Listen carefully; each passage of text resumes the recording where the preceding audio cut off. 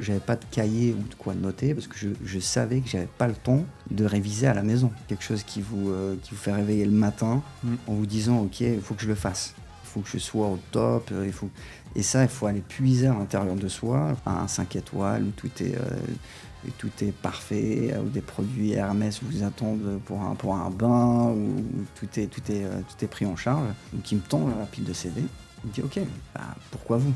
Il faut aimer les gens en dehors du fait que ce soit un travail, il faut s'intéresser aux personnes. C'est qu'on ne dit pas non, on trouve une solution. Elle voit 2 paparazzis, donc c'était une sorte de parking, où elle dit moi je descends pas de la voiture.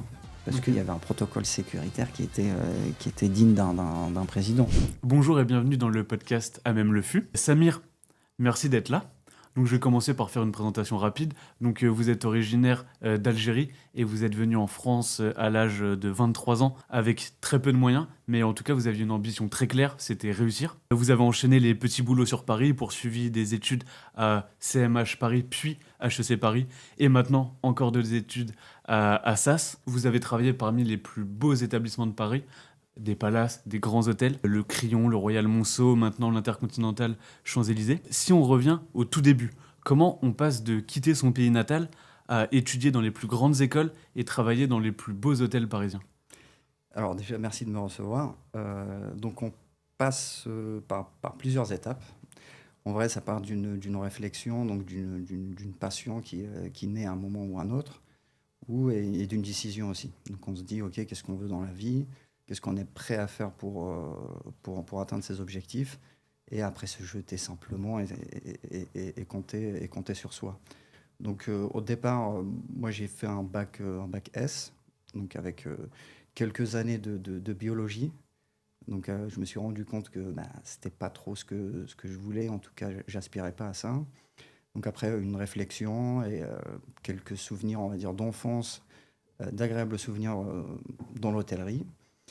Je me suis dit, ok, je refais un parcours, je choisis une école hôtelière, donc de management hôtelier, je clarifie un peu mes idées, mes objectifs, je me dis, ok, je veux ça, et après, c'était foncé. Vous parliez de moyens, donc oui, à cet âge-là, on n'est pas censé avoir beaucoup de moyens aussi, mais j'avais aussi l'aide de mes parents qui m'ont permis aussi ce premier pas. Et par la suite, c'était arrivé donc, de découvrir tout un monde, donc une culture différente, un mode de vie complètement différent, de pouvoir justement accepter le contexte et s'adapter. Donc, Parce que quand vous arrivez en France à l'âge de 23 ans, vous avez déjà un diplôme ou pas du tout ? alors, j'avais pas fait de diplôme, donc j'avais pas une certification, un diplôme. J'ai fait quelques années de fac. Mais j'avais décidé de refaire un cursus. Donc il y avait aussi l'enjeu un petit peu de l'âge, parce qu'on se dit on refait quand même un pas en arrière pour mieux avancer. Donc c'était accepter ça aussi, que de se dire ok, je refais un peu les années de première, donc de licence 1, et j'attaque un bachelor en gestion hôtelière. Et comment ça se passe votre arrivée où justement, c'est comme un autre pays, vous connaissez peut-être peu de gens, peut-être même pas du tout. Comment ça se passe ? Alors, le début, on arrive dans un terrain qu'on ne connaît pas. J'avais pas trop de connaissances, dans le sens où j'avais pas beaucoup d'amis qui résidaient en France.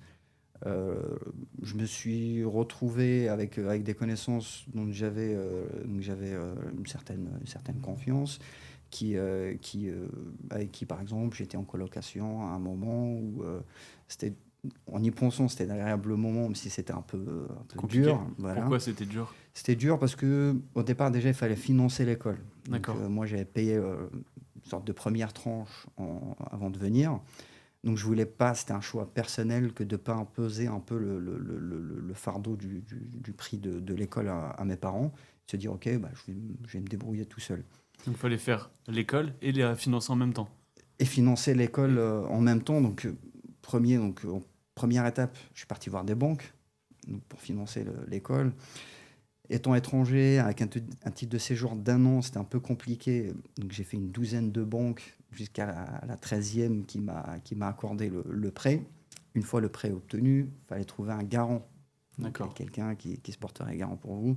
C'était un ami de mon frère dont je n'oublierai pas le geste, donc qui s'est porté garant. Donc là, c'était une première étape de fait, donc débloquer les fonds pour pouvoir payer l'école. Après, il y avait toute la partie où il fallait assurer un peu les dépenses quotidiennes. Donc ça, c'est je me rappelle, c'était le premier événement fait par l'école. Donc j'y vais un peu au culot, je démarche une DRH que je connaissais pas, donc je lui dis voilà, je suis étudiant à CMH, il me faut un job. Elle sourit, elle me dit ok, tu m'envoies ton CV, je vois ce que je peux faire. Je lui dis n'importe quoi, l'important il faut que je bosse. Donc elle me trouve un petit job, c'était au Renaissance La Défense, donc où je faisais mes week-ends, c'était vraiment de l'office. Donc c'était polish pendant 8 heures. Je me rappellerai toujours du salaire, c'était très dans les 420 euros. Donc je me suis dit, ok, bon, je fais mes cours, j'assure un peu le week-end avec un petit job, mais c'était pas suffisant. D'accord. Donc je me suis dit, ok, il faut plus. Donc c'était organiser mes cours et ces extras que je faisais, que j'ai fait de la réception, du banquet, petit déjeuner, du bar, donc dans différents établissements.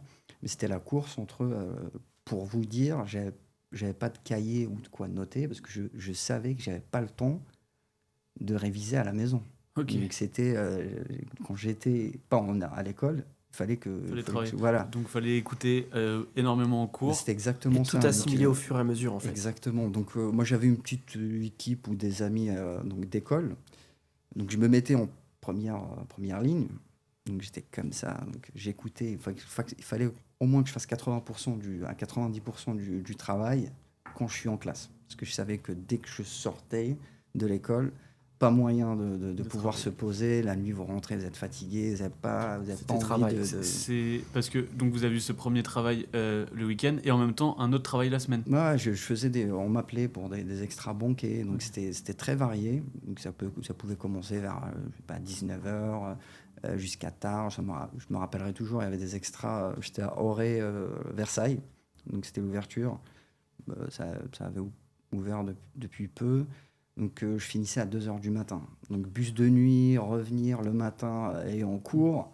Donc c'était 2 heures de sommeil à 3 heures et d'attaquer Et la surtout journée. qu'il fallait être attentif en cours pour avoir le diplôme Ouais, parce que en c'était le plus, but de bien tout sûr, ça. bien sûr. Et c'est une bonne école. Hein. Moi, c'est une très bonne école, donc le niveau il est pas mal. Les intervenants, exigent une certaine qualité au niveau de la participation, au niveau de la présence, d'être vraiment actif. Donc c'était vraiment être au premier rang, écouter. Il y avait aussi tout le cursus était en anglais. Donc, il y avait aussi un peu la barrière pas de la langue, mais le fait c'était en fait la façon avec laquelle le système anglo-saxon il est un peu différent. D'accord. L'approche est différente, donc il y avait beaucoup de pratiques, beaucoup d'oraux par exemple, et il fallait aussi avoir le bagage ou la culture générale hôtelière très tôt, ce qui était une exigence aussi de l'école. Donc c'était plusieurs facettes à maîtriser vite et s'adapter au fur et à mesure. Et comment on arrive à avancer en cumulant plusieurs jobs, en ayant les cours? C'est quoi qui vous drive, qui vous dit ok là faut que j'arrive? Pourquoi? C'était quoi la finalité de tout ça? Moi je pense que c'est profond dans le sens où il faut avoir vraiment comment on dit ça, des drivers, quelque chose qui vous fait réveiller le matin en vous disant ok il faut que je le fasse, il faut que je sois au top, et ça il faut aller puiser à l'intérieur de soi, il faut avoir un objectif précis, clair, ça c'est super important parce que il y a que ça qui va vous faire tenir à des moments où toute raison va vous dire d'arrêter. En fait, matériellement, vous allez vous dire, mais c'est pas possible, en fait. Je peux pas finir mes mois avec ces revenus-là. Je peux pas être à l'école en même temps, faire autant d'extras en même temps. Je vais pas tenir sur le temps. Donc, il y a toute cette partie un peu de Ouais. doute. Se demander à quoi ça mène au final. C'est exactement ça. Est-ce que ça vaut le coup? Après, il y a un facteur un peu personnel du fait que d'être loin de sa famille. Donc, il y a pas mal d'éléments. C'est une sorte de pression un peu constante. La clé, pour moi en tout cas, ce qui a fait la différence, c'est de pouvoir justement se sentir confortablement installé dans cet inconfort. Ok. Donc à un moment se dire, ok, bon, ça fait partie du jeu, c'est comme ça, si je veux réussir, il faut Travailler dur. voilà, il faut travailler dur, il faut subir un peu d'inconfort dans le sens où il y a beaucoup d'incertitudes.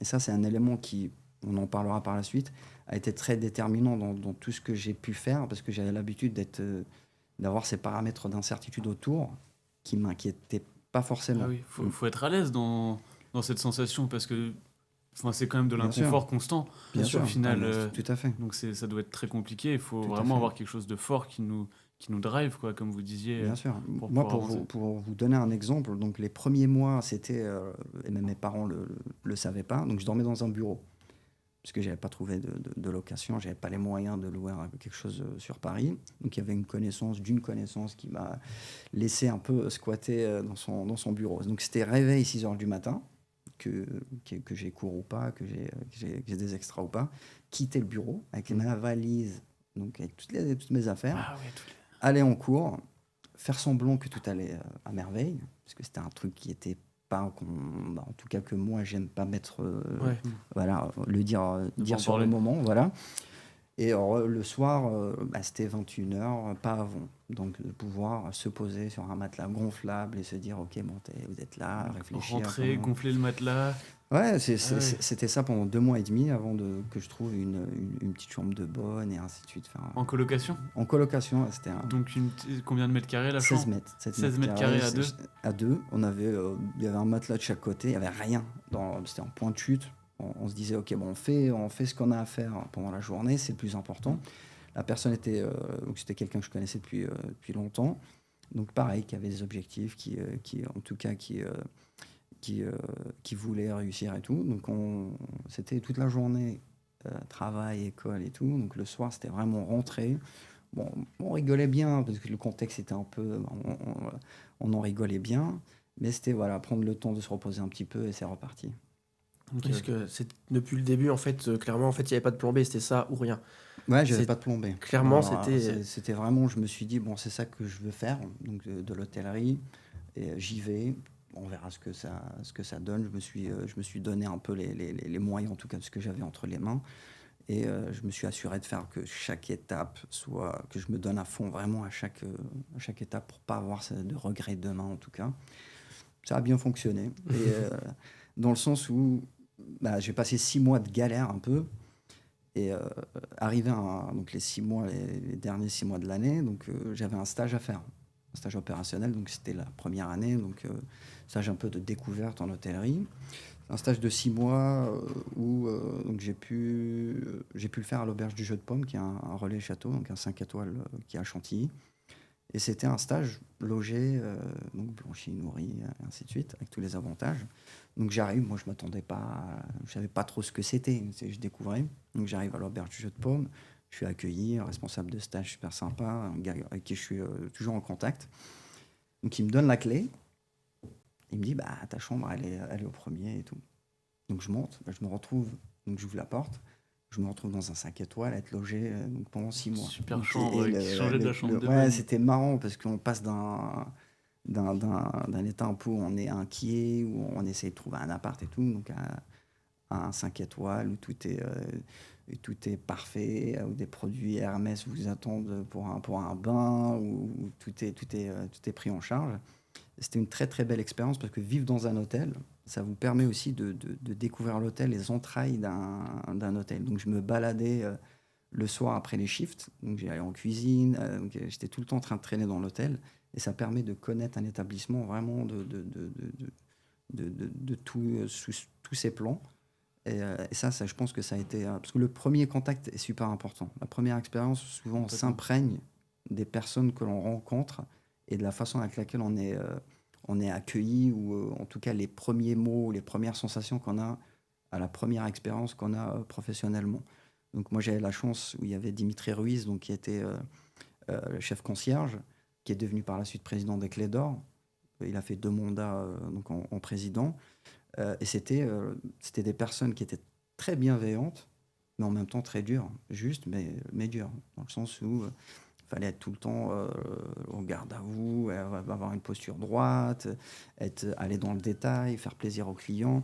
Et ça, je pense que ça a été la meilleure expérience Une possible super école. pour moi. Voilà, c'était vraiment... j'ai beaucoup appris. Vous travaillez beaucoup à ce moment-là parce que là, vous sortiez de ces 2 travails cumulés de l'école. Ou vous aviez encore des side jobs à côté? Non, j'avais pris un peu de repos parce que je me suis dit, ok, bon, la rémunération du stage, plus le fait que j'étais hébergé et tout, ça me permettait un peu de souffler. Et je me suis dit, tu sais, Chantilly, Paris, faire des allers-retours, ça va être très compliqué. Donc je me suis dit, ok, bon, profiter du stage, bien, bien m'imprégner des bonnes valeurs, de l'hôtellerie comme je veux en tout cas la faire et la pratiquer. Donc ça m'a permis de gagner un peu quelques mois de répit. Après, ça s'est vite enchaîné donc avec une deuxième année où, vu que le contact, un peu le relationnel client m'avait plu, donc j'ai fait un stage là où je suis aujourd'hui, Actuellement, bien sûr. à l'Intercontinental Champs-Élysées. C'était un stage donc de 5 mois à temps partiel. Ok. C'était un stage de guest relation, donc en relation client. Et c'était pareil. Donc je me suis beaucoup amusé, j'ai pris beaucoup de plaisir. Et c'était les premières résolutions de problèmes avec les clients, les premiers upsells. Donc c'était toute une découverte pour moi, toute une dimension qui s'ouvrait. Et par la suite, bon, j'avais un plan de carrière quand même assez précis. Donc je me suis dit, ok, bon, la logique veut que si on veut être en tout cas directeur général ou prétendre à des postes élevés, il va falloir tout connaître d'un hôtel. Donc plus des extras que je faisais qui me permettaient un peu de toucher à différents services, notamment tout ce qui est F&B, donc food and beverage, la partie hébergement, et je voulais faire de la finance. Donc pour moi, je me suis dit, ok, je veux être un manager ou quelqu'un, un leader avec un bagage financier qui arrive à lire des chiffres, à analyser, à connaître tout ce volet-là. Donc c'était une anecdote assez sympa. Donc ok, bon, je finis mon stage à l'Intercontinental. Pour trouver un stage en finance, deuxième année, c'était pas mon cœur de formation en tout cas. Je commence à démarcher les DAF sur LinkedIn.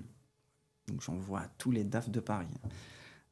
Et je reçois un message donc, au Shangri-La. Donc, Jérôme Cher, qui était directeur financier Europe et Canada du Shangri-La, qui me répond en une phrase, je me rappellerai toujours, OK pour un entretien. Je dis, ouais, c'est quelle date et tout. Il me dit, jeudi, ou il me donne une journée. Et j'y vais, sans savoir quel poste c'était, ce que je devais faire ou qu'est-ce que je devais dire. Donc je rentre dans son bureau, personne très charismatique, donc je rentre, il me salue, asseyez-vous, ok. Il me dit, il me sort une pile de CV. Donc il y avait des Master 2, Master 1, mais c'était de la fille qui était formée en finance. Leur travail, Là, je me dis, là, c'est un peu serré. Donc il me tend la pile de CV, il me dit, ok, bah, pourquoi vous? C'était la première question. Je réfléchis un peu, je me dis, ok, bon, la personne qui est en face, c'est quand même quelqu'un qui a du bagot, je peux pas trop lui raconter n'importe quoi. Je lui dis, écoutez, moi, je vous ai contacté, vous m'avez fait confiance, donc vous m'avez donné un entretien. À moi de vous faire confiance. Je vous laisse, vous me donnez n'importe quel stage, je prends. Que ce soit en finance, je prends. Donc il sourit, il me dit, ok. Je lui raconte un peu mon parcours personnel, je lui dis que j'ai envie, que je fais, voilà, il y a des sacrifices derrière et que j'ai envie d'apprendre. Je pense que le côté, parce que on ne parle pas de côté technique à ce niveau-là, donc c'est le parti un peu de motivation d'humain qui vous pousse un peu à donner une chance ou pas à la personne. Qui me dit, ok, bon, il me dit, j'ai 4 stages, dont un en assistant DAF. Je me dis, super, bah, celui-là, c'est celui que je veux. Il me dit, bah, vous voulez lequel? Et pourquoi? Donc je lui dis, écoutez, comme je vous l'ai dit, je continue, vous faites votre choix. Moi, je prendrai le stage que vous jugez le plus formateur pour moi. Il me dit, ok, bah, il se lève, il me serre la main. Il me dit, ok, au revoir. Donc je pars sans savoir est-ce que c'est bon ou pas. Si c'est bon, il n'y a rien de signé. Donc à la fin, on s'entend, il me dit, ok, c'est tout bon. Donc je fais 6 mois au Shangri-La. C'est comment de bosser au Shangri-La, qui est un des plus beaux palaces de Paris? C'est un établissement qui est, le produit il est sublime, les équipes, c'est un niveau donc de 5+, 5 étoiles plus. Donc, c'est un 5 étoiles, pas un palace. Ouais, okay. Ils ont la distinction palace. Okay. D'accord. C'était ouvert, je crois. C'est ce qu'on fait de mieux, quoi. Voilà, exactement. Au niveau service et efficacité, c'est dur de trouver mieux. Côté finance, c'était très challengeant parce que vous arrivez avec 0 bagage. Vous avez affaire à quelqu'un qui était très bienveillant, très gentil, mais qui n'a pas forcément le temps. Donc, on arrive premier jour, il met... Ce qui est marrant, parce que les personnes qui étaient avec moi dans le bureau Donc j'avais un responsable financier à droite, chef comptable à gauche, moi j'étais au milieu. Le responsable financier, c'est l'actuel directeur financier du Fouquet. Celui qui était à gauche est par la suite devenu le directeur financier du TCA. Donc j'étais vraiment au bon endroit. Donc niveau information, ça jaillissait de partout. Donc à vous de suivre et à vous de faire preuve de bonne volonté. Donc Vous aviez des bases en finance pour pouvoir suivre? Donc, comment vous avez fait? Parce que, je me suis fait, en fait, je travaillais en même temps à côté. Dans le sens où je m'intéressais à la compta, à tout ce qui était finance, analyse financière, à côté. Donc en plus, c'est pas que je simulais, mais en tout cas, je m'intéressais discrètement. Il y avait besoin de travail en plus. Voilà. Donc je faisais ce qu'il y avait à faire. Par exemple, je me rappellerai toujours, je faisais des extras de nuit. Ça m'arrivait de faire des extras de nuit à l'Intercontinental par les Champs-Élysées. Justement. Voilà. Et je révisais. Donc je me disais, ok, bon, il y a des moments où c'est un peu plus calme. Donc je prenais, je faisais mes cours. Et si je faisais 1 heure, c'était bon, 1 heure, 2 heures au max. Et donc d'accepter toujours cet inconfort. Et lui, c'était, je t'aimais ça, fais une analyse de ça. Donc c'était Excel. Je me suis pas mal planté sur des gros trucs aussi. Mais il a toujours été là. Et bienveillant. Voilà, il était bienveillant, un peu dur. Bien sûr. Mais ça fait partie du jeu. Mais par exemple, j'ai assisté à des réunions COMEX qui n'étaient pas communs pour un stagiaire. Ouais, qui n'étaient pas ouvertes à tout le monde normalement. Je me rappellerai toujours de ces observations. Qu'est-ce que tu as remarqué? Qu'est-ce qui se passe pendant ces réunions? Donc il y avait un aspect de formation humaine aussi, Ouais. ou de fait une sorte de maturité professionnelle qui était très très importante. Parce qu'il y a des volets d'une entreprise qui sont super importants, dont il faut être observateur, il faut savoir analyser ce qui se passe autour de soi. Et ça, pour moi, c'était un gros atout. Mais pour rebondir là-dessus, donc du coup, effectivement, à chaque fois, on a ces à côté Intercontinental. Donc c'est vraiment un établissement qui vous suit depuis longtemps au final. En tout cas, bien sûr. On m'a toujours permis, en tout cas, d'y faire des extras. Avec le temps et avec les postes que auxquels j'ai pu accéder, je me rends compte un peu aussi du fait de donner des extras à quelqu'un, de faire confiance autant. Mais j'ai fait 2 jours, 2 nuits, donc j'ai pas mal travaillé là-bas. Ouais, vous avez pu voir cet établissement sous tous ses angles aussi, bien du sûr, coup. Bien c'est sûr. ça qui est Après, hyper il a été intéressant. rénové, donc moi j'ai connu l'ancien Intercontinental Champs-Élysées, qui à l'époque s'appelait Intercontinental Avenue Marceau. D'accord. Donc oui, j'ai connu l'équipe, donc c'était en 2018. Ok. Donc j'ai toujours gardé une bonne image, Bien sûr, une sorte de sentiment comme si on revenait chez soi. Donc ce qui m'a poussé d'ailleurs à reprendre le poste actuel. Du coup, ouais. Et comment, quand on n'est pas issu du milieu, on apprend justement les codes du luxe, puisqu'il y a quand même des choses à faire, des choses à ne pas faire, des choses à respecter. Est-ce que ça devient assez naturel? Est-ce que c'est rapide? Est-ce que des fois, forcément, on doit faire un peu des boulettes? Donc, comment ça se passe au fur et à mesure? Alors, c'est un mélange, parce qu'il y a un effort fait par soi. Bien sûr. Donc, on s'intéresse au sujet. Il y a un effort d'observation aussi, donc à observer les bonnes personnes. C'est pour ça que moi, je mets toujours un point d'honneur sur le mentorat ou sur les références qu'on prend pour soi-même. Donc, j'ai toujours pu observer des personnes qui maîtrisaient, quand on parle de code ou de façon d'être, qui m'ont appris. Après, il y a une façon d'aborder les choses aussi. Il y a le côté technique à ce niveau-là, c'est même pas discutable parce qu'il faut se donner à fond, il faut connaître son sujet. Après, ça va être le volet humain, le fait d'être en confiance en face du client, le fait d'être serein, parce que ça reste des émotions qui sont contagieuses. Donc, si vous êtes en face d'un client, vous êtes paniqué, la personne qui est en face, en tout cas, vous n'allez pas le rassurer. Donc, c'était un mélange d'un peu de travail sur soi. Après, j'ai eu la chance d'être éduqué dans une famille qui est assez francophone. On n'est pas issu non plus d'un milieu qui est défavorisé. Donc, donc il y a plein je pense que c'est un tout. D'accord. Le vécu. C'est un ensemble de choses. Un ensemble de choses qui fait que vous êtes ce que vous êtes à un moment donné, à un moment T, et de continuer simplement à apprendre.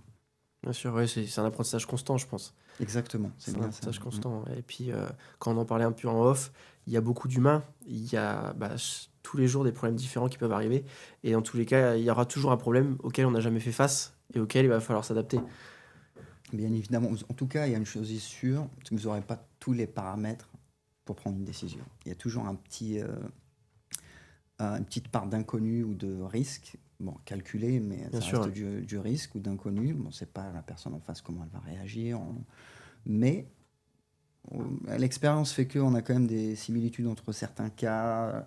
On prend des réflexes de prise de décision, qu'est-ce qui est important, qu'est-ce qui est urgent, prendre les bons critères en considération aussi, parce qu'il y a pas mal de choses pas mal d'enjeux dans une prise de décision. Il y a l'hôtel en lui-même, il y a la marque, il y a le staff, il y a les clients, il y a soi.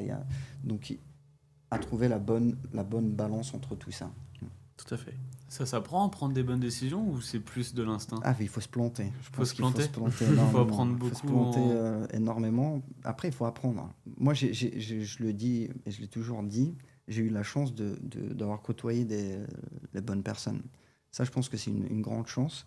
Et j'ai su m'imprégner d'eux, d'apprendre d'eux, de poser beaucoup de questions, de les regarder faire. C'est super important aussi. Dans le travail, l'entourage, d'être entouré de personnes qui sont meilleures que nous, auxquelles on peut s'inspirer, Bien sûr. apprendre, je pense que c'est une des choses les plus Bien importantes sûr. pour apprendre, en tout Bah, cas. surtout Pour... qu'au début, on a la chance d'être progresser. entouré par des personnes, et après, par la suite, on a la chance de sélectionner les personnes avec qui on s'entoure, qui peuvent justement nous aider à avancer. Je pense que c'est un peu le cas dans tous les milieux, puisqu'avec le temps, on fait des contacts qu'on essaye de garder s'il y a le côté humain qui passe avec, et ces personnes-là aussi nous aident à avancer, et on se fait avancer mutuellement. Exactement. Ça, c'est l'entourage ou les personnes qu'on regarde, qu'on observe, parce que ça devient une sorte de réflexe inconscient. Quand on prend quelqu'un en modèle, ben, on s'imprègne de plein de choses, notamment de ses valeurs ou de quelque chose qui nous drive au quotidien, ou que ce soit au niveau professionnel ou personnel. Donc c'est pour ça que c'est super important de trouver les bonnes personnes, de s'entourer. Et la réussite, c'est contagieux. Vous êtes à une table où ça parle beaucoup plus de bons projets, de réussite, d'amélioration, de choses développement positives. personnel, de choses positives. Vous allez ressortir avec cette énergie-là. L'inverse est vrai aussi. est vrai vrai aussi, aussi. Bon, Bien sûr. vous êtes entouré de personnes qui se plaignent tout le temps, qui ont un mauvais mindset. Ça, c'est pareil. Ça reste contagieux. Bien sûr, ouais. Comment on fait pour maintenant, quand on est à votre place, c'est-à-dire qu'on a des gens à manager, comment on fait pour essayer de les inspirer, essayer de donner la bonne direction, la bonne vision, donner la vision de l'entreprise pour justement que les gens, les collaborateurs puissent s'en inspirer? Alors, pour moi, déjà, il faut être crédible, dans le sens où il faut connaître son sujet, montrer l'exemple, avoir des recettes gagnantes. Parce qu'on peut pas, il y a des risques. Bon, certes, on prend des risques, mais il faut que ce soit des risques calculés.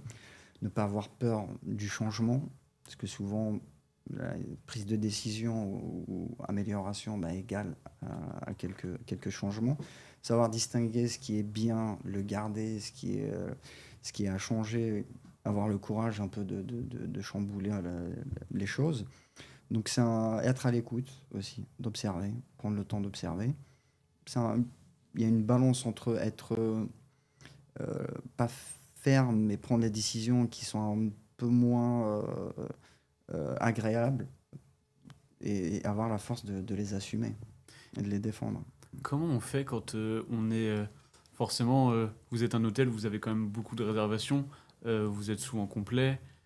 Comment on fait pour quand on est toujours la tête entre guillemets dans le guidon, c'est-à-dire c'est le rush constamment, pour prendre de la hauteur et se dire ok, si on veut avancer, on veut continuer d'avoir la meilleure expérience client, faut faire ça, ça, ça, et pour pas être enseveli sous tout ce qui nous tombe dessus.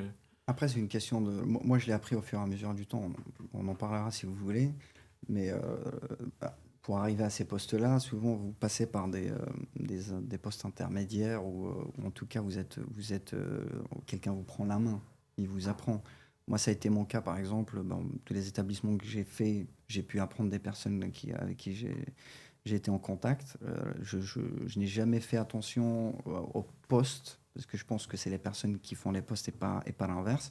Donc j'apprenais de toute personne qui a quelque chose qui fait un peu son charme ou qui fait son efficacité.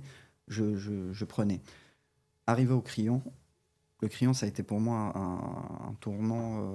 C'est là que j'ai eu le plus de changements à titre perso et professionnel. Crillon, qui est aussi un palace parisien. Exactement, Hôtel de Crillon, qui est managé par Rosewood Hotel. Donc Crillon, qui est une institution du marché parisien, avec une histoire qui est sublime.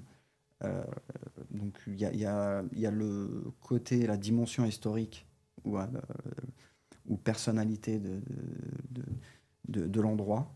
Il y a le staff aussi, qui sont c'est des professionnels C'est hors l'excellence. normes, mais bien sûr, bien sûr. Et comment on en arrive à travailler au Crillon? Ça doit pas être facile. Vous devez vous battre peut-être contre 10 000 peut-être pas 10 000, mais énormément de profils. Bien sûr. Pour être Après, je recruté. pense qu'il y a une part, pas de chance, mais être le bon candidat, la bonne opportunité, au bon moment, tomber sur la bonne personne. Moi, avant de partir au Crillon, j'étais au Saint James, donc j'étais de nuit. Moi, en tout cas, à la fin de mes études, je me suis dit, ok, bon, je veux des responsabilités vite. Donc le poste où on a le plus de responsabilités, c'est souvent un poste de responsable de nuit, où vous êtes un peu seul, où vous avez une petite équipe, mais ça vous permet de prendre des décisions. Donc je me suis dit, je veux ça. Je commence par un petit établissement, une cinquantaine de chambres, le Saint James Paris, qui est un très très bel établissement aussi dans le 16e. Petit château parisien, super sympa. Et je passe au Crillon, donc je postule au Crillon, je vais défendre ma candidature. Et je me rappellerai toujours d'un geste donc, du directeur général du Crillon. Donc au moment de l'entretien, je pars de chez moi avec un peu de retard. Suite aux embouteillages et tout, donc je me dis, là, c'est Ça va être compliqué. pas l'état d'esprit dans lequel être pour un entretien. Je reçois un appel, donc je vois un 06 que je connais pas, donc je réponds, il me dit, ouais, c'est monsieur tel. Il me dit, je lui dis, bah, désolé, premier réflexe, je m'excuse, je lui dis, je suis en route. Il me dit, écoutez, je suis en réunion, vous arriverez quand vous arriverez. J'aurai un peu de retard. Non, mais il me dit, j'ai toute ma journée. D'accord. Donc cette phrase-là, je ne l'oublierai jamais, parce que c'est là que j'ai compris aussi le pouvoir qu'on a à mettre quelqu'un soit à l'aise ou l'inverse. Ah oui. Donc cette phrase-là m'avait mis dans un état d'esprit qui était complètement différent. Donc je suis arrivé plus serein, plus confiant. Je passe l'entretien, je fais les entretiens avec le directeur hébergement. C'était un poste de responsable de nuit. C'était une équipe plus importante. Du coup, il y avait 16 personnes. Il y avait donc tous les points de vente qui étaient ouverts. Donc j'arrivais vers 20h. Et c'était vraiment un poste où vous aviez des décisions à prendre. Vous avez la responsabilité de l'hôtel pour vous. Des grosses responsabilités. Vous avez un palace sous les mains, vous avez là ils ont 3 restaurants, à la fin c'était 3 restaurants plus un bar, home service, vous avez 129 chambres de mémoire et suite, avec toute la clientèle qui va avec, donc prix moyen très élevé par rapport aux hôtels un peu communs, on va dire de 5 étoiles. On était à hauteur, je crois que la plus petite chambre elle était à 2002, 2003. Donc les attentes aussi sont élevées en conséquence. Bien sûr, sans conséquence. Voilà. Donc c'était vraiment première expérience en management. Et pareil, ce qui a fait la différence, c'était il y a 2-3 personnes qui m'ont mis à l'aise, qui m'ont donné ces responsabilités-là, qui ont défendu mes décisions, parce qu'on a tendance à être un peu maladroit. Ça peut arriver toujours, bien sûr. Voilà, on découvre. Mais j'ai passé presque 3 ans qui étaient absolument magnifiques. J'en garde un très très bon. Et très formateur peut-être. Exactement. J'aime bien. Je citerai le directeur général du Crillon. Mais si on parlait à des moments, voilà, le matin, le soir, on échangeait un petit peu. Mais rien qu'en l'observant et cette bienveillance en tout cas que j'avais ressentie, et cette façon d'encourager, de vous mettre toujours à m'aider à prendre des décisions, à ne pas avoir peur. Ça a joué énormément. Est-ce que vous avez une philosophie ou un principe qui vous guide pour prendre vos décisions? Alors moi, il y a plusieurs valeurs. Mais je crois en une hôtellerie où il y a de l'éthique, il y a une responsabilité, où le client est vraiment en haut de notre organigramme. Donc ça, j'y crois vraiment, et ça donne un sens aussi à ce que je fais, et être capable de rester fidèle à soi-même aussi, de ne pas se perdre dans tout ça, d'avoir des objectifs nobles, et de continuer à faire plaisir, de faire gagner de l'argent aux actionnaires, aux propriétaires, à faire plaisir au staff aussi, à les protéger, parce que c'est notre devoir aussi, Bien sûr. d'être porteur de quelque chose de positif. Et voilà, être au centre de tout ça et que tout le monde puisse avoir Bien sûr, ouais. sa part de bonheur ou de gâteau, si je peux Tout dire. à fait, un ouais. business. Tout en prenant du plaisir personnel. Exactement, en prenant du plaisir, en se faisant des souvenirs, en apprenant. Et c'est un long chemin, on continue toujours d'apprendre. Euh, et de pou- mais c'est important de porter quelque chose Bien sûr. de positif. C'est Bien sûr. super important. Comment on fait pour garder quelque chose de positif, justement? Ça s'entretient, Ça s'entretient? comme tout. Plus quelque chose est fragile, plus vous en occupez. Si vous considérez que les choses sont acquises, là, vous allez Les perdre. les perdre. Donc, il faut voir les choses comme, mettons, chaque jour est un nouveau défi. Chaque jour Une chance. est une chance de prouver aussi ou de repousser un peu les limites Bien de sûr. ce qu'on peut faire, parce que l'excellence n'a pas... C'est un peu subjectif, parce qu'on la classe selon aussi le niveau atteint Bien sûr. ou au niveau de référence. Donc, se dire, OK, qu'est-ce qu'on peut faire de plus? Qu'est-ce qu'on peut faire pour faire évoluer les choses? Il y a une recherche constante. Voilà, différentes approches. L'hôtellerie évolue comme tout Bien sûr. métier, et de pouvoir justement apporter un plus. Je pense que le vrai but, c'est de sortir avec la conscience un peu tranquille, de se dire, OK, j'ai eu des responsabilités, ou j'ai pu travailler dans des établissements où j'ai apporté un plus, où les gens gardaient un bon souvenir, où ils se sont dit, OK, bah, quand il était là, bah, il y avait ça et ça et ça et ça. Donc ça, c'est un parmi les drivers. Après, il y a un peu les KPI, on va dire, techniques, où il faut du profit, il faut des résultats, il faut de la performance, une approche un peu plus anglo-saxonne. Ça reste un Peut-être, business. Ça après reste une tout. entreprise, bien sûr. Voilà, que ça reste... C'est pas tabou, mais on évite un peu d'en parler, mais c'est la réalité. Bien sûr, C'est- faut que ça reste des faut que business. l'entreprise, normal en soi. soit là C'est une l'année entreprise, prochaine. ouais. exact. Faut que ce soit viable financièrement. D'où l'année faite à HEC en analyse financière et tout. Donc de pouvoir, il y a toujours ce côté analytique, quoi, d'analyse de coûts, de revenus, de pouvoir optimiser au maximum les profits. Euh, c'est une approche peut-être plus américaine du business, mais c'est super important. À la fin, ce qui nous permet de faire plaisir aux clients, c'est de pouvoir perdurer dans le temps. Bah oui, complètement. Comment on peut fidéliser un client lorsqu'on est un hôtel pour faire en sorte qu'il revienne? Alors à ce niveau-là, si on parle de 5 étoiles, Palace surtout, cette distinction Palace, ça va être l'humain. D'accord. Les produits sont tous beaux.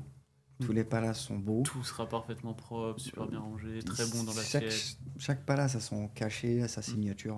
Je pense que ce qui fait revenir un client, ça va être l'humain, c'est le contact.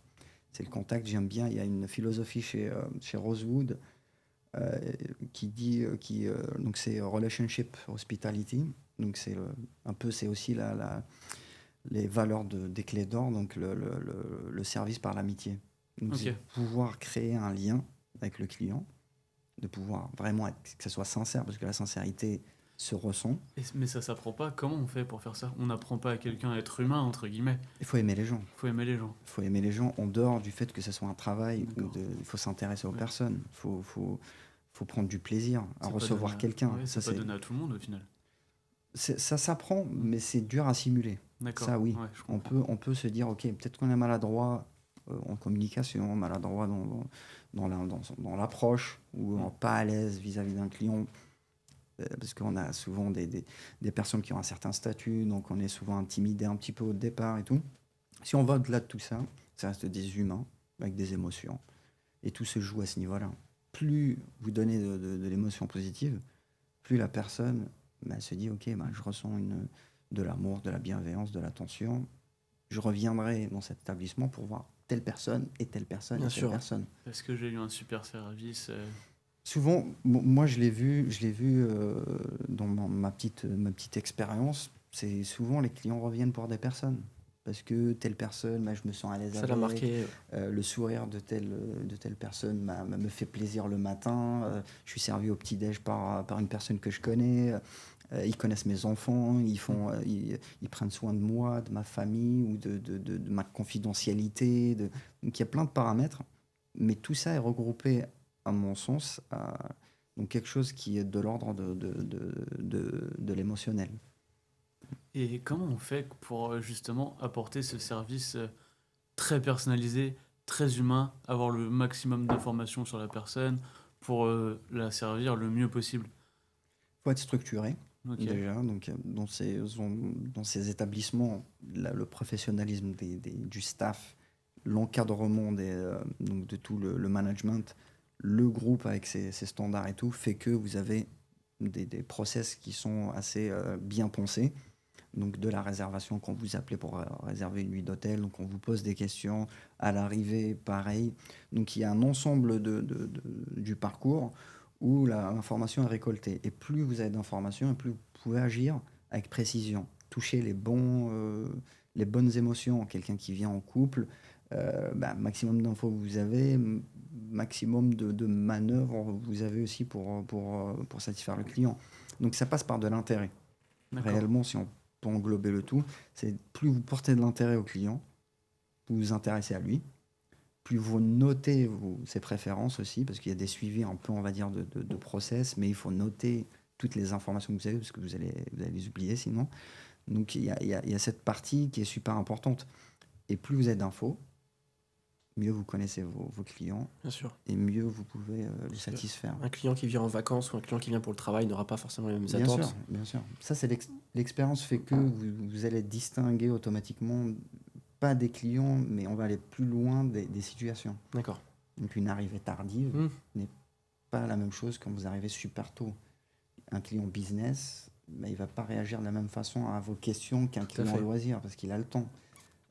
Un PDG d'une boîte ou qui est en business trip, il n'a pas le temps. En vrai, fait, ça, oui, c'est la bien sûr. réalité. Si vous avez le bon sens de l'accepter et de se dire, ok, bon, c'est pas qu'il est méchant, c'est juste qu'il n'a Il pas, n'a pas le le temps. temps. Donc il faut être efficace. Donc il y a des moments où il faut privilégier l'efficacité à tout le reste, Bien sûr. être plus performant, répondre vite à ces demandes, faire les choses bien. Et il y a des moments où il faut prendre son temps, Justement, parce ce que qui c'est n'est pas évident. Des fois, vous vous retrouvez dans des situations où vous devez, par exemple, rejoindre un autre client, mais vous êtes avec un client en train de parler. C'est aussi le fait de donner du temps. Ok. Souvent, c'est aussi une valeur. Le temps, c'est une valeur. Donc, il faut savoir aussi la donner quand il faut, s'asseoir avec un client, prendre un café avec, lui montrer qu'il est important C'est important. et qu'il a toute votre attention. Bah, c'est vrai que même des personnes se sentent hyper privilégiées rien que quand on se souvient de leur nom. Bien sûr. Dans le C'est travail, c'est hyper plein de petits important. détails comme ça. De se souvenir de certaines choses, de certains détails. Bien sûr. Complètement. Et ça, c'est des choses qu'on peut retrouver. Nous, on travaille beaucoup avec des restaurateurs. C'est des choses qu'on va retrouver. Je me souviens la fois où il y avait ça, ou les petites attentions on se souvient que cette personne aime telle chose. Mhm. Je pense que c'est aussi dans C'est ce genre de exactement, détails. c'est parfaitement exactement ça. C'est parfaitement ça. Plus on se souvient et on revient à l'intérêt ou à l'amour qu'on peut porter à ses clients, on se souvient des choses importantes pour soi. Ok. Si vous classez le client comme quelqu'un d'important, vous allez vous souvenir même des discussions que vous avez eues avec lui. Oui. Si vous dites Oui, que c'est ces personnes, intrinsèquement, vous allez pas retenir les infos. Vous allez vous dire, ok, bon, il me dit ça, peu importe. J'ai d'autres Donc ce qui choses à fait la faire. différence, c'est être dans le moment présent.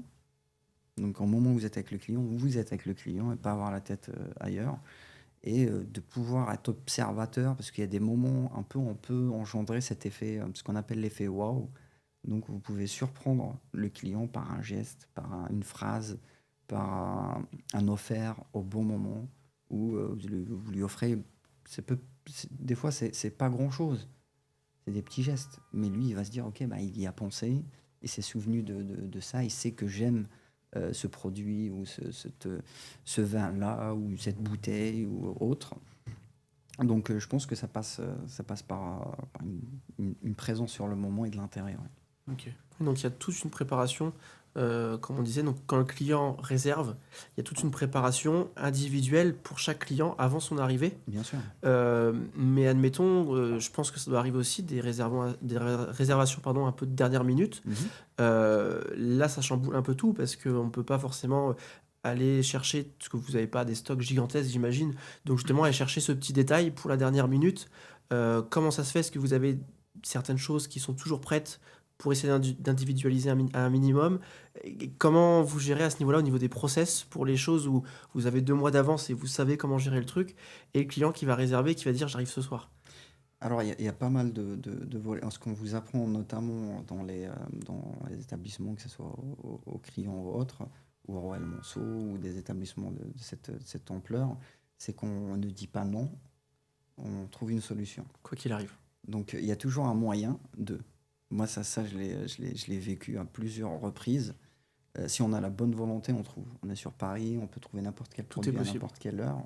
En tout cas, c'est faisable. Donc, ça, on revient à la bonne volonté ou Bien au fait sûr. de vouloir faire plaisir.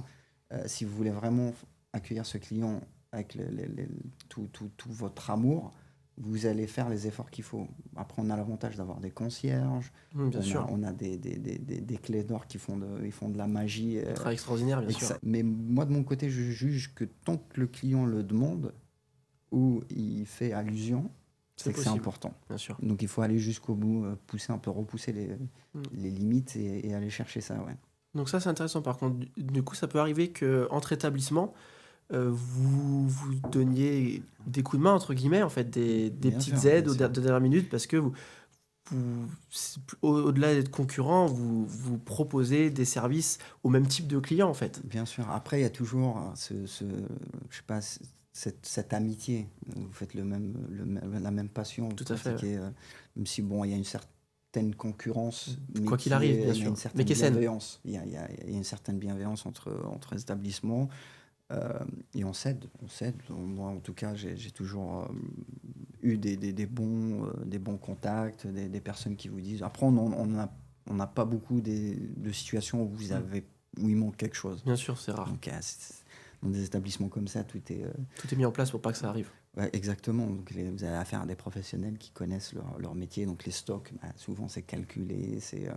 Donc, ça peut arriver, mais ça fait un peu partie de la magie d'une sorte d'improvisation où on trouve des solutions avec ce qu'on peut. Et l'important, c'est qu'à la fin, le client il ait son produit en Ouais. temps et en heure. Et non, ça passe par. Il y a pas mal d'improvisation. Il y a Il pas mal faut être débrouillard, faut être vraiment débrouillard. ça vient avec le temps, parce qu'au début, c'est un peu dur, Bien sûr. dans le sens où on se dit comment je peux faire. Le calme aide beaucoup. Quand on se pose, on se dit ok, bon, j'ai ça comme problématique. Qu'est-ce que j'ai comme solution? Qu'est-ce qui est possible? Qu'est-ce que j'ai comme moyen pour Bien sûr. trouver une solution? Mais en tout cas, de ce que j'ai pu voir, on a toujours pu résoudre ces problématiques. Vous avez souvent des demandes un peu saugrenues qui sont assez spéciales, qui sont compliquées à répondre, par exemple. Mais il y a des demandes, oui. On a eu, moi, je me rappellerai toujours d'un séjour d'une musicienne de la pop qui est connue, qui était là pour un concert phénoménal à la Défense. Donc elle arrive, c'était 10 jours, donc elle faisait toute sa vie la nuit, donc les répétitions et tout. Donc elle arrive, premier jour, on est là pour l'accueillir. Elle arrive, elle voit 2 paparazzis, donc c'était une sorte de parking, où elle dit, moi je descends pas de la voiture. S'il y a 2 paparazzis, moi je descends pas. Donc elle voulait qu'on appelle la police, qui est une sécurité plus la sienne, hein, donc on a dû improviser. Moi, de mon côté, contacter des personnes que je connaissais pour pouvoir. On a bouclé le parking pour elle, qu'elle puisse sortir de la voiture. Elle a dit ok, je veux ça pendant les 10 jours. Donc il fallait répondre à la demande. C'est compliqué. Bien sûr, mais c'était marrant à la fin. Au final. En tout cas, moi, pendant 10 jours, j'étais en première ligne. La cliente, je ne l'ai pas vue. Parce qu'il y avait un protocole sécuritaire qui était digne d'un président. Donc il y a pas mal, ça peut aller de la petite demande d'achat, on va dire d'un produit ou quelque chose à trouver, à quelque chose qui concerne peut-être la sécurité, qui concerne une confidentialité, qui concerne... Mais il y a toujours il y a des demandes un peu farfelues. Ouais. Peut-être même des personnes qui viennent accompagner de personnes à qui il ne devrait pas forcément être. Il y a le côté Bien sûr, discrétion. ça, après... on ne juge pas, Bien on sûr, met bien pas sûr, c'est pas du tout. on met pas Mais il y a on aussi un garde côté confidentialité aussi qui est très exactement, important dans votre exactement. métier. C'est les personnes vous font confiance. Bien Il y sûr. a une confiance qui On en est, revient toujours au même, qui est très exactement. important. Donc il faut être voilà, il faut être à la hauteur et de se dire ok bon, moi je fais mon job ou Voilà. ma mission, je fais en sorte qu'il soit bien. Après il y a il y a un gros respect de la confidentialité. Bien sûr. Après il y a des process pour ça qui sont en place. Mais oui, ça peut aller de la petite menace jusqu'à après des établissements où il peut se passer plein de choses. Donc on a des services de sécurité, mais quand même il faut rester vigilant. Bien sûr. Et une vraie question, parce que du coup, jusqu'à présent, votre parcours était quand même essentiellement parisien, en tout cas sur le secteur. Est-ce que ça vous est déjà venu à l'esprit, puisque c'est quand même un métier qui est international, de faire une expérience peut-être dans d'autres pays, peut-être dans d'autres cultures, puisque j'imagine que l'hôtellerie s'adapte aussi à la culture. Bien sûr. Est-ce que c'est quelque chose qui vous est déjà venu à l'esprit, qui vous intéresse éventuellement? Bien sûr. Après, j'ai déjà pensé à d'autres régions du monde, de par le fait, par exemple, que je parle arabe, Bien sûr. que je connaisse la culture, en tout cas, de me dire, ok, Middle East, pourquoi pas. Mais je suis quelqu'un qui est amoureux de Paris aussi. Bien sûr. Donc j'ai appris à aimer cette ville, à aimer l'hôtellerie parisienne, ou en tout cas cet art de vivre à la française, ce service qui a cette signature Made Très in, spécifique. voilà, Made in France. Mais je suis ouvert aux opportunités, bien évidemment. Pour l'instant, j'ai pas de plan Particulier, bien voilà, sûr, de oui. se dire, ok, bon, l'année où j'y vais. Mais de par la passion du métier, on reste ouvert parce qu'on se dit, ok, bah, s'il y a un beau challenge, pourquoi pas? S'il y a une belle ouverture, donc on reste ouvert. Mais oui, ça reste l'hôtellerie, l'avantage, c'est que le monde s'ouvre à vous. C'est vraiment un ça qui est métier extraordinaire. il y a beaucoup d'enrichissement culturel de par la diversité qu'il y a dans ces métiers. On côtoie au quotidien des cultures C'est ça aussi, venues oui. de partout. Bien sûr. Et c'est côté personnel, ça vous fait voir les choses sous différents angles. Et ça vous fait apprendre Bien sûr. de tout le monde. Et c'est très enrichissant. Donc, qui dit voyage, dit grandir, dit voir autre chose. Donc, ouais, non, ça peut être Ça sympa. peut être une Ouais. possibilité. Bien sûr, bien sûr. Là, vous continuez d'étudier en parallèle de votre poste, qui est déjà important, qui vous demande beaucoup de responsabilités, beaucoup de temps. Pourquoi? C'est que vous voulez aller encore plus loin, chercher un nouveau poste, plus d'ambition. Alors, ce que je me dis, plus on a d'outils, et plus on peut fournir de la valeur. Donc, Complètement. je me dis, plus j'apprends. Donc là, par exemple, je fais du droit à côté à Assas. J'ai pas envie de quitter l'hôtellerie, mais je me dis, ok, ben, un bagage en droit, vu que le droit est partout, dans chaque interaction, dans chaque transaction, il y a une situation de droit. Donc autant maîtriser ce volet-là. Donc je me suis toujours dit que je voulais 3 piliers dans ma carrière, donc le côté opérationnel, le côté financier et le côté juridique. Ok, pour être un couteau suisse, quoi, pour être hyper complet. Exactement, et c'est pour offrir le meilleur. À la fin, c'est ça qui va faire votre valeur. Qu'est-ce que vous apportez sur la table? C'est quoi votre plus? Vous aimeriez avancer encore plus, aller à un poste encore plus haut? Alors, je me fixe pas de limite, pour être sincère. J'ai pas de projet particulier. Hmm. Je me dis, oui, tant qu'on me fait confiance, on me donne des responsabilités, pourquoi pas, bien sûr. Et c'est là, si on veut avoir de l'impact, ou si on veut transmettre une vision, ou contribuer en tout cas à des valeurs qu'on partage, ou à une vision de l'hôtellerie, c'est en ayant des postes élevés, où il y a de la responsabilité, où il y a de l'impact, qu'on peut changer les choses ou qu'on peut faire perdurer ces choses-là, oui. Comment vous aimeriez qu'on se souvienne de votre passage dans ce secteur dans quelques années? Bon, qu'on dise que c'était quelqu'un de bien déjà, ça c'est important. C'était quelqu'un de juste et quelqu'un qui s'est donné à fond et qui a aimé ce métier, et qui a récolté en retour la satisfaction d'avoir fait du bon travail. Du bon boulot. Mais c'est déjà de se dire, si les personnes se souviennent de vous comme quelqu'un de juste, de bien, vous avez tout gagné. si vous arrivez à laisser quelque chose de positif, à la fin, je pense, de mon jeune âge, je pense qu'à la fin, il restera que ça. Si les clients ou le staff ou les propriétaires avec lesquels vous avez pu traiter ou travailler au quotidien se disent c'était quelqu'un de bien, d'intègre, de performant, qui a su faire plaisir, se faire plaisir, je pense que vous avez tout gagné. Comment, pour vous, ça va évoluer l'hôtellerie et l'hôtellerie de luxe? Je vois qu'il y a quand même beaucoup de projets qui sont orientés vers le luxe, qui se développent. Il y a des destinations qui sont vraiment En vogue, qui se développe. exactement, qui sont orientées comme ça.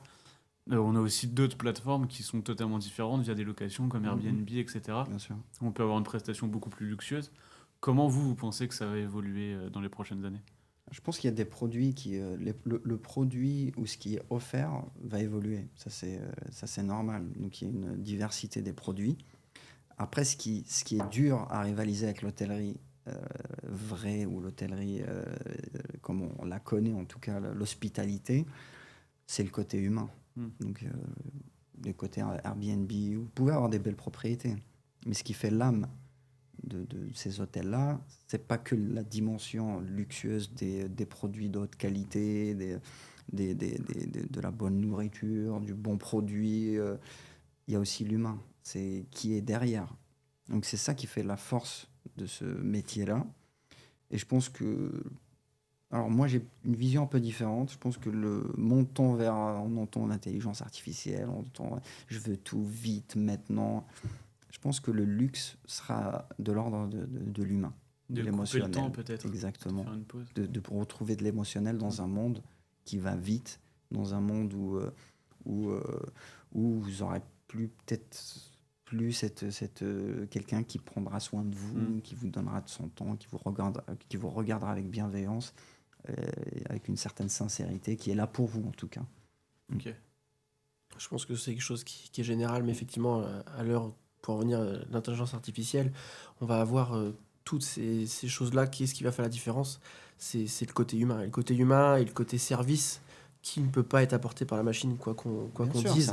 Ça reste des bien sûr. outils. Ça va, moi, je suis excité par le fait Bien sûr. d'avoir Toutes les possibilités. Exactement. L'IA va aider sur des données, d'être plus précis dans Bien ce que sûr. l'on fait. À nous de l'utiliser de la bonne façon et de garder cet esprit humain, émotionnel en tout cas, puisqu'à la fin, c'est ça qui vous fait dessiner des souvenirs, ça va être l'émotion. Bien sûr. Qui juge, ok, c'était un moment incroyable, c'était un séjour mémorable. Donc ces adjectifs-là, il ne faut pas qu'ils se perdent. Et ça passe par, il faut du staff. Donc il faut garder cette passion, nourrir cette passion, que ce soit dans les générations à venir, ou avoir des bonnes écoles, avoir des personnes prêtes à transmettre. Si on est passionné, il faut qu'on soit aussi prêt à transmettre. Bien sûr. De la bonne façon. Et à nous de garder un peu cette richesse de l'humain. Il faut le protéger, il faut le chérir. C'est très important. Et comme toute chose, il faut en prendre soin. Bien sûr. Oui, parce qu'avoir un produit, c'est une chose. Mais ce qui va faire la différence, je vais mettre en parallèle, parce que nous, on travaille avec les restaurateurs et on va aussi en restaurant.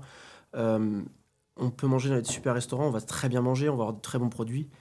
Mais ce qui va faire la différence entre deux établissements exactement pareil au niveau de la restauration, ça va être l'humain, ça va être l'accueil, ça va être le service, ça va être, on en revient même, les attentions. Et ça, c'est primordial et c'est ce qui fait toute la différence et ce qui va nous faire revenir quelque part et non ailleurs.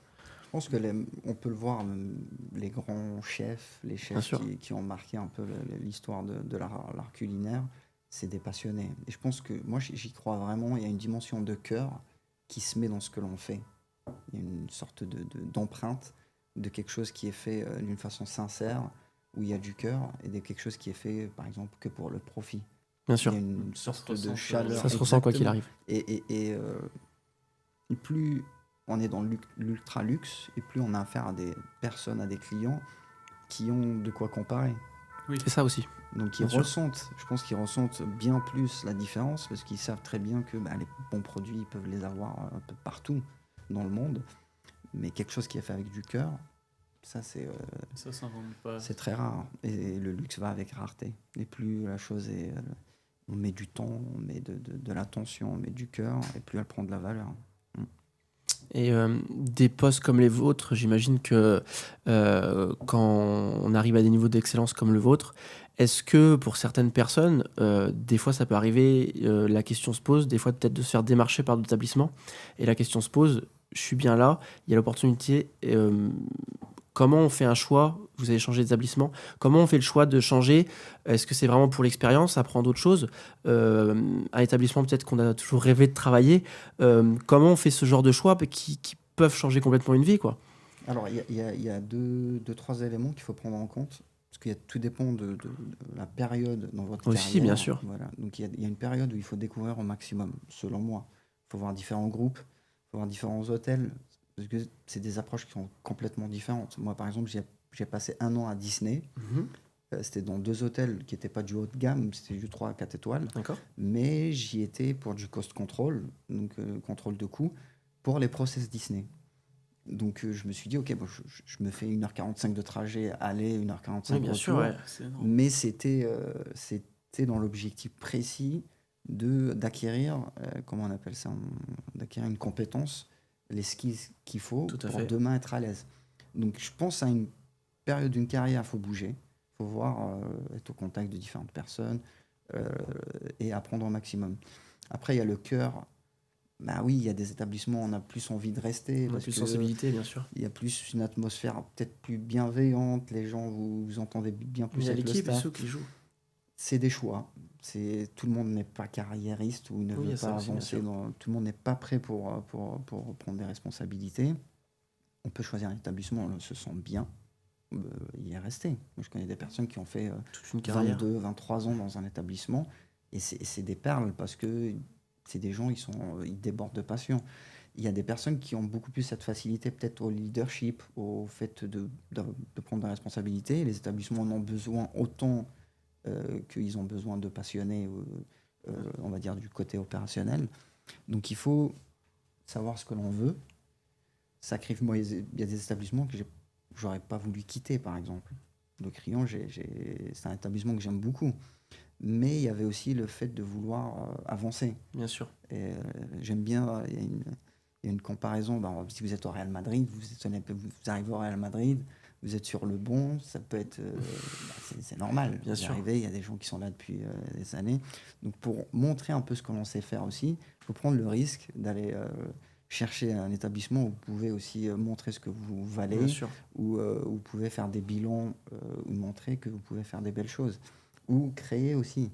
Parce que là c'est des établissements qui sont au sommet de ce qu'ils font. Donc autant se dire, ok, moi je vais dans un hôtel où je vais contribuer à la création de quelque Et chose. tout est à faire. Voilà, ça peut être un exemple. Où il y a des établissements où le cœur vous y appelle de par les souvenirs. Aussi, ouais. Par exemple, l'Intercontinental Champs-Élysées, il y a cette dimension-là aussi, d'avoir un bon souvenir et de se dire, ok, j'aime cet établissement, j'ai envie de me donner pour qu'il Pour un atteigne peu les meilleurs redonner tout ce qu'ils résultats. m'ont donné. Exactement. Donc il y a plein de paramètres à savoir ce que l'on veut. Et en tout cas, dans tous les cas, on Bien est sûr. gagnant. En vrai, c'est une question de perspective, mais à la fin, vous êtes gagnant. Quoi C'est qu'il arrive. que du bonheur. Ouais.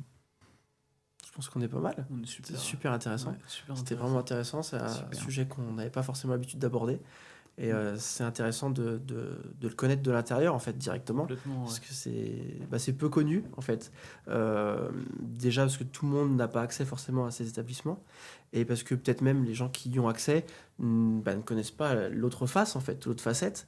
Puisque justement, même si il y a ce côté, vous essayez de vous effacer en même temps. Et Bien sûr. de ne pas forcément montrer ce côté-là qui n'est Bien pas Bien sûr. dans l'intérêt forcément du client. Bah, écoutez, vous passerez nous voir. Avec Vous grand bien- plaisir. Vous, Grand plaisir. vous passerez nous voir. Mais il faut, moi, je dis toujours qu'il faut aller dans ces établissements. Vraiment, c'est quelque chose de sympa à vivre. Et on y voit de la passion, on y voit de la bienveillance qui fait. Souvent, ça remonte un peu le moral que de se dire, ok, bah, le monde peut fournir quelque chose de Voir ce qui est possible, ce qui existe. Exactement. Et il y a un volet de réseau qui est très, très, très important. Bien sûr. Quelqu'un qui veut faire du business, c'est des endroits où il y a du réseau, il y a des connaissances à se faire. C'est vraiment, c'est tout un monde. C'est tout un Ouais. monde derrière. Ouais, certains disent une fois qu'on a goûté à ces choses-là, on n'a plus envie de s'en passer, on peut pas revenir à moins. Et donc, du coup, des fois, ça peut tirer vers le haut pour dire, OK, je veux avoir ça plus souvent, Bien sûr. bah, je vais me donner les moyens. Et ça peut être un driver aussi, ouais. Bien sûr, bien sûr. De toute façon, c'est que du bénéfice. Réellement, ça fait d'agréables souvenirs. Ça vous fait découvrir aussi des dimensions que ce soit d'art, d'histoire, d'émotions qui vont rester, en tout cas ancrées. Une soirée dans n'importe quel palace ou le fait de boire un verre, boire un café, ça vous déconnecte un peu du quotidien, dans le sens où vous vous dites, OK, je rentre dans un palace, je me pose.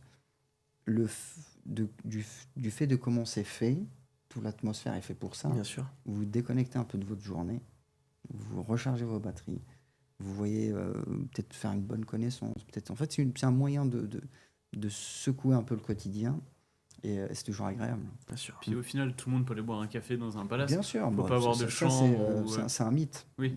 Vous voyez tous les palaces, bon, on aime bien la mention palace, elle est française parce que c'est une marque en fait. Mais tout ce qui est palais, palace, un peu les hôtels haut de gamme, bien sûr, les restaurants restent abordables. Les cafés ou bars ou terrasses, pareil. Il y a juste le côté où c'est un peu intimidant de par la prestance de ces établissements, mais il ne faut pas hésiter. Et d'ailleurs, les palaces, les hôtels 5 étoiles font tout, et c'est depuis quelques années, pour justement que les locaux, les Parisiens, puissent profiter des Également, installations, bien sûr, que ce soit au niveau du bien-être, de la restauration, du bar.